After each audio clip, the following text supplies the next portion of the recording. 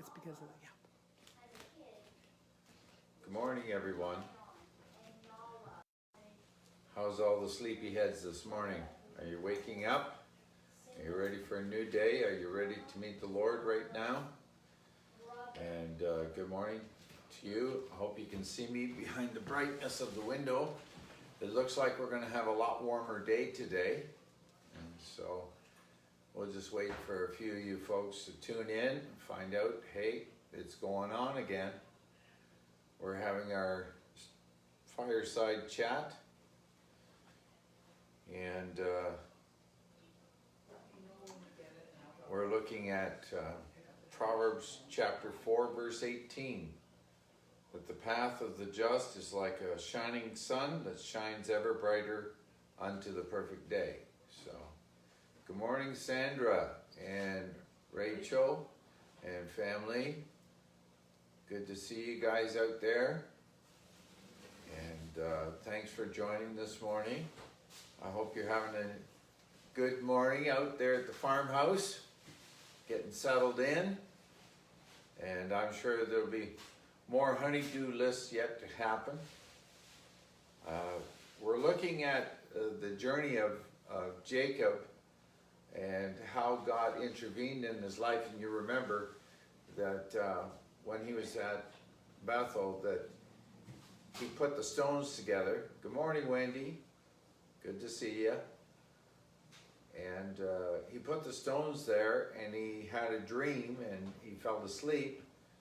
And there he was, and dreaming of this ladder going up into heaven, and angels climbing up and climbing down on that same ladder. And God marked the path for him to follow on, and that's what we're going to talk about this morning, is God's path and following on that. And we hope that you'll make a point to engage and see what's my path today with all the changes that have taken place. How is God demonstrating my path, and how is he helping me in my path? And you know, God always tries to keep us on the right path, and sometimes there are circumstances that cause us to come off the path, but God always puts other circumstances in front of us to give us opportunity to get back on the path. That's basically what happened to Jacob. Jacob had to flee from one end because of the Lord was calling him. And good morning, David, and your lovely wife. How are you up in North Bay? Hope you didn't wake up to too much snow this morning. Thanks for tuning in. One of the issues with Jacob is that he ended up with his uncle, and the guy changed his wages 10 times. It wasn't that God delivered him from the wage setbacks, but rather he was taken through the circumstances, and God blessed him in the circumstances. So good morning, Gord and Stephen, or Gord and Kathy. Good to see you this morning, and good to see you, Tina. Thanks for tuning in. And so we're talking about Jacob, and the text is in Proverbs chapter 4, verse 18, for those who are just joining us. What we're looking at here is how God was with Jacob in spite of the circumstances.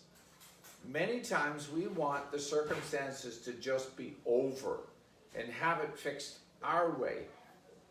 But God used the circumstances with his uncle Laban, who was a rather crooked individual, to say the least. And so God blessed the sheep that were being cared for.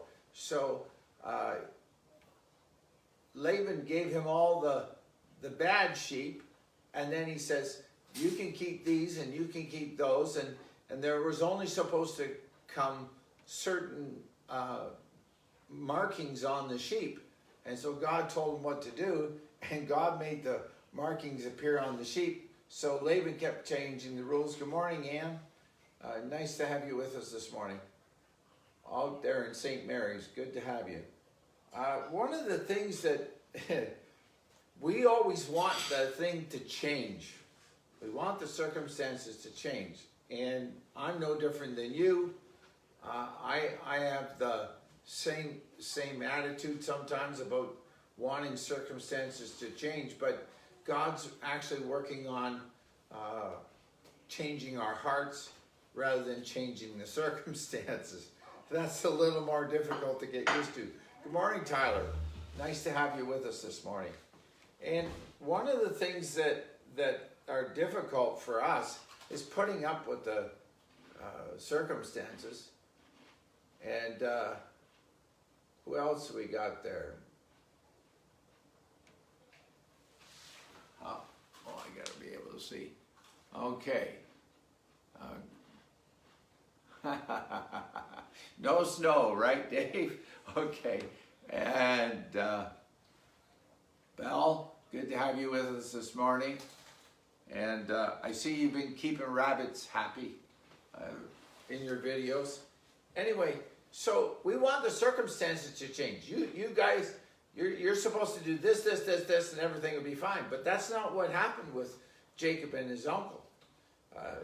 Eventually, Jacob leaves.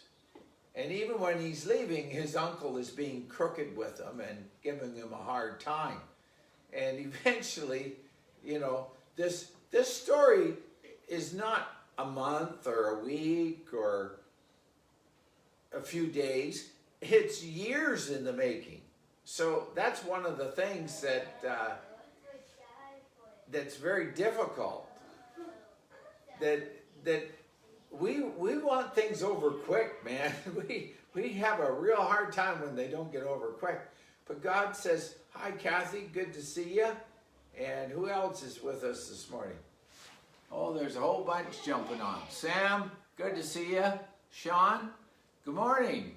Thank you for serving. And stay safe with that COVID stuff over there in Peterborough, in the Kawarthas. And Sam, how are you doing? Thank you for being an awesome pastor and good videos out there. One of the things that we're starting to see is that in the midst of the circumstances, there's a change that takes place in Jacob's life as a result of being under the crookedness of his uncle Laban. We'd like to have it over quick, but that's not necessarily how God does things. And who else just tuned in there? Marie Fisher. Good morning, Marie. Good to see you and your hubby out there. Good to hear from you, Sam. I think you're all ready for fishing. The boys told me there's lots of turkeys up in the north there. And Paul is there. Good morning, Pastor Paul. And Jen, good to see you this morning. Hey, everyone.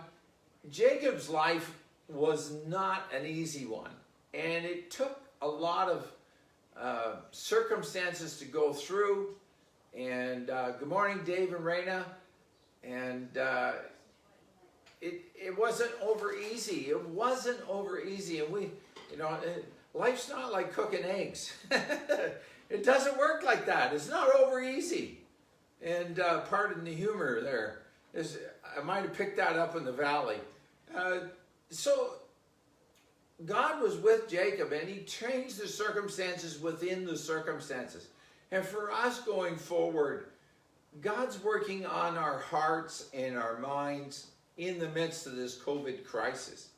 And it's not over in a day. It's not over in a week. It's not even over in a month. They're telling us it's years in the process. Now, that's not to get you depressed this morning. What that's supposed to help you is, what am I supposed to learn in this process? Because there's a better side of me that God really wants to have come out. That's what happened with Jacob. There was a better side of him that had to come out. And that was how it proceeded. He was able to be blessed in the circumstances. And that's where really God, from a biblical textual point, would like to have within our hearts and lives is that we would see in the context of what's God trying to show me on how I can live and walk in his blessing today in spite of. And what are the good opportunities that I can see? What are some of the things that I can appreciate while this is happening? Not focusing on all the negative things, but rather what's really happening to us as a nation? What's really happening to us as a province, as a county, as a small town, as a large city? Wherever we are in Canada, what's actually happening to us? And what we're seeing is there's a lot of positives coming out. People helping other people. People setting aside their own agendas for helping other people. And that's really, truly what has defined us back in the Diefenbaker days. And as he was our prime minister and Lester Pearson as well, that we were peacemakers and we were people who contributed to the care of other people. Now, as we are doing this, God's changing our hearts and adjusting our thinking in spite of the circumstances. So we're not so focused on the negative, but what we are focused on is if I could quote the governor of New York State, it's not the me anymore, it's the we. We have to be focused on the we. And the we is you and I and others, but the we is also you and I and God. And if we can refocus ourselves, how much better we will gain more traction out of these circumstances than we ever thought imaginable. There's a part of our character that's being refined. You say, well, I didn't sign up for that. I really didn't want to work on that this week or today for that matter. But that's actually what happened with Jacob. Jacob's character was being refined. God was working on the path and keeping him on the path. And the experience at Bethel caused him to refocus and put his life on track. And then there was another refocus later on. As we go on in life, there is a constant refocusing that has to take place. And it's a process. And you know what? It takes time. Hi, Bonnie. Good to see you. I know Wayne misses you. I know he really does. And big hug to you. He said that's just ridiculous that they canceled school. And I don't even like school, he said. Anyway, side note, sidebar. Following the path. Can I leave you with a thought this morning? God alone with God. Well, that doesn't make sense.